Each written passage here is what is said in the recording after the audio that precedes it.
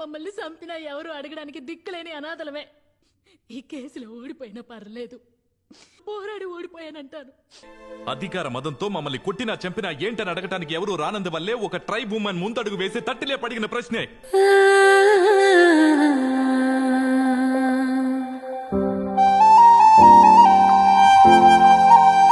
హాస్పిటల్కి తీసుకువెళ్ళు కూడా నాకు ఎవ్వరు లేరన్నా, ఎవ్వరు లేరు.